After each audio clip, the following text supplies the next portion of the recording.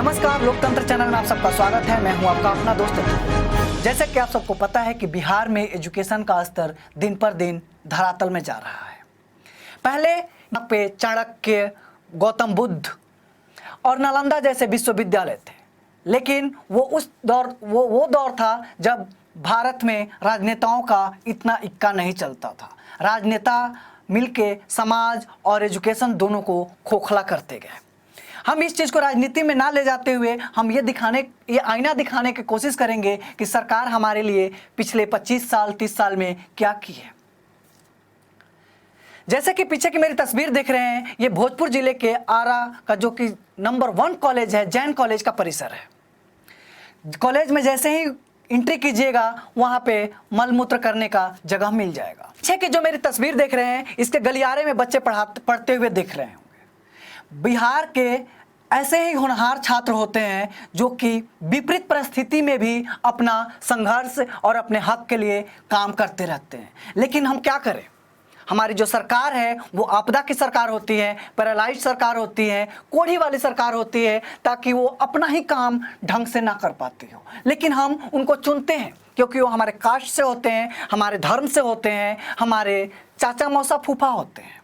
हम उनको नहीं चुनते हैं जो हमारे लिए काम करते हैं। लेकिन पिछले 25 साल में जितने भी हमारे यूनिवर्सिटी और जो कॉलेज और स्कूल हैं, उनके जो दुख थे वो उनको पोसा पाला गया, ना उनको दूर करने की कोशिश की गई। मेरे पीछे की तस्वीर देख रहे हैं, ये देश के कोई भी जगह का नहीं हो सकता। बस ये बच्चे बिहार में ही आपको मिलेंगे कि कॉलेज का खंडहर हालात होने के बाद भी उसके कॉरिडोर में जाके वो गार्ड और रेलवे की तैयारी करते हैं। आप इस वीडियो को देख के ये अंदाजा लगा सकते हैं कि जब वहाँ पे व्यापक व्यवस्था ना होने के बाद भी बच्चे वहाँ जा रहे हैं, क्योंकि उनको बचपन से बिहार में सिखाया जाता है कि स्कूल कॉलेज शिक्षा का मंदिर होता है और शिक्षा ही एक ऐसी चीज़ है जो तुम्हारी पर्सनल लाइफ से लेके समाज की लाइफ तक बढ़ा सकती है। लेकिन जो ये हमारे राजनेता हैं वो दोनों समाज को और पर्सनल लाइफ तक जात और धर्म में बांट के हमें वो धरातल के नीचे लाने के लिए पूरी कोशिश और नियत के साथ लगे हुए हैं। अभी हाल ही फिलहाल का एक इंटरव्यू आया जो हमारे भारत के यशस्वी गृह मंत्री हैं अमित शाह रहे हैं कि भारत में जो अनपढ़ लोग हैं, अनएजुकेटेड हैं, वो भारत पे बोझ बने हुए हैं। सही कह रहे हैं सर। अगर हम अनएजुकेटेड और अनपढ़ नहीं होते तो आपके जैसे महान लोग, हमारे गृह मंत्री और बड़े बड़े पोस्ट पे बहुत सारे मूर्ख महान नहीं बैठे होते। अगर हम मूर्ख नहीं होते तो आपका जो बेटे हैं यश शाह, जिन्होंने क्रिकेट का एक बॉल नहीं डाला, वो क्रिकेट के सेक्रेटरी नहीं होते। हम अनएजुकेटेड नहीं होते तो हम ये जरूर पता कर लेते, अगर हम अनएजुकेटेड नहीं होते तो ये हम जरूर पता कर लेते कि 5 साल में हमारी सरकार क्या कर रही है। और जैसे ही चुनाव आता है तो धर्म खतरे में और कास्टिज्म का कार्ड खेल के और चाइना बॉर्डर भारत पाकिस्तान करा के आप कैसे हमसे वोट ले लेते। अगर हम अनएजुकेटेड नहीं होते तो आप ये सारे पहलू जो धर्म का कार्ड खेलते हैं, विक्टिम कार्ड खेलते हैं, ये सारे कार्ड नहीं खेल पाते। वो कोई भी पार्टी का हो, कांग्रेस हो, बीजेपी हो, जदयू हो, आरजेडी हो, कोई भी हो, धर्म का कार्ड आप लोग नहीं खेल पाते। आपका 10वीं पास बेटा भी हमारे किसान का अगर ग्रेजुएट बेटा है उससे ज़्यादा बुद्धि वाला है, क्योंकि आपके पास पावर भी है, पैसा भी है, और हमारे पास बस धर्म का कार्ड है जो आपने खेला हुआ है।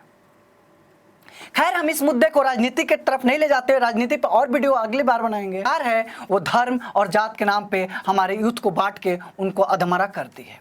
उनको वो शिक्षा देना ही नहीं है जिनसे उनकी पर्सनल और सरकार का स्वास्थ्य और हेल्थ दोनों अच्छा हो। क्योंकि अगर ये दोनों पढ़ जाएंगे, दोनों आगे बढ़ जाएंगे, तो उनका जो ये विक्टिम कार्ड और धर्म का जो कार्ड है वो की बातें समझ के उनको सीधा मुद्दे की बात करने के लिए फोर्स करने लगेंगे। जब कॉलेज और यूनिवर्सिटीज़ के जो कॉलेजेस हैं उसमें फैकल्टी ही नहीं, तो ये ग्रेड किस बेसिस पे देते हैं? जिस कॉलेज में मास्टर ही नहीं है वहाँ पे ये ग्रेड दे के आते हैं। और ये ग्रेड के लिए भी पूरा एक टीम होता है, जाते हैं वहाँ चिप्स खाते हैं और ग्रेड देने के लिए पैसा लेते हैं। पैसा इसलिए ले लेते हैं कि अब कॉलेज बिजनेस करेगा, लोगों को दिखाएगा कि हमारे पास 1 ग्रेड का सर्टिफिकेट है, आइए हमारे पास एडमिशन लीजिए। जैन कॉलेज, उसमें 11,500 बच्चे हैं, और जहाँ के मास्टर की अगर हम बात करें तो 65 मास्टर हैं। 65 फैकल्टी पे 11,500 बच्चे। आप इमेजिन कर सकते हैं कि वो कैसे पढ़ाते होंगे, क्या पढ़ाते होंगे, वहाँ की शिक्षा व्यवस्था क्या होगी। शिक्षा व्यवस्था यही है कि जितने गुंडे मवाली सारे हमारे जो देश का मंदिर है, उसे हम संसद भवन कहते हैं, वहाँ पहुँचे हुए हैं और जिनको एजुकेशन देनी चाहिए उनको हम पकौड़े तलवा रहे हैं। उससे पूछना चाहता हूँ कि सर 15 साल से आप सरकार में हैं, आप हमारी जो कॉलेज हैं उनका हाल तो दुरुस्त नहीं हुआ लेकिन बदतर जरूर होते गए। STET का आपने एग्ज़ाम लिया, फिर कहा आप एग्ज़ाम कैंसिल कर दिया, रिजल्ट भी निकला, रिजल्ट ख़त्म हो गया, लेकिन जो पैसे लगे, जो बच्चे ने फॉर्म भरा, उसका कोई हर हिसाब ही नहीं है। हर एक चीज़ ऐसा ही होता है, हर एक चीज़ आती है उसमें धांधली होती है और वो मास्टर पहुंच जाता है जो दिन भर खैनी रगड़ता है और पढ़ाने का उसको पता ही नहीं होता। बिहार में ऐसे सैकड़ों कॉलेज हैं जहां पे मास्टर ना है, अस्थायी मास्टर हैं जिनको सैलरी का ही नहीं पता। जब उसको कुछ मिलेगा ही नहीं, पैसा ही नहीं मिलेगा तो काहे के पढ़ाएगा। जिसको कुछ नहीं आता वो अगर एक बार पॉलिटिक्स में चला गया, गुंडा बाहुबल के बल पे उसको पूरी जिंदगी और 7 पुश्त घर पे बैठ के खाएगी, पढ़ाई का कोई मतलब ही नहीं है। और हम जो पढ़ाई कर रहे हैं उनको सरकार कहते कि आइए पकौड़ा तलिए जगाइए, लेकिन पढ़ाई मत कीजिए।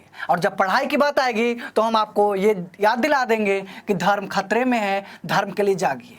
वो चाहे हिंदू खतरे में आ जाए या मुसलमान खतरे में आ जाए या सिख ईसाई सब खतरे में आ जाए।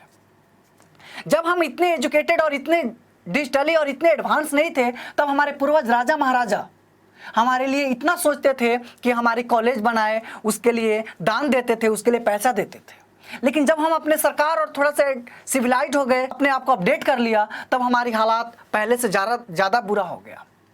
ये वही आ रहा है, वही धरती है जहां वीर कुंवर सिंह ने जन्म लिया था और अपने हक और मर्यादा और अपने जिम्मेवारी को खूब ढंग से निभाया था। लेकिन आज हमारे देश के जो नेता हैं हमें धर्म और जाति में बांट के, हमारे आपस में ही लड़ा के जो हमारी ज़रूरी की चीज़ें हैं, ज़रूरत की चीज़ें हैं, उनसे वंचित कर रहे हैं। लेकिन हम ये इसका शिकार होते रहेंगे, क्योंकि जैसे ही इलेक्शन और जब हमारा हक का दिन आता है, अपने पावर का एहसास कराने का वक्त आता है, तो हम जाति और धर्म के नाम पे बढ़ जाते हैं। उस समय हमें याद नहीं आता है कि पिछले 5 साल में भाई साहब ने क्या किया।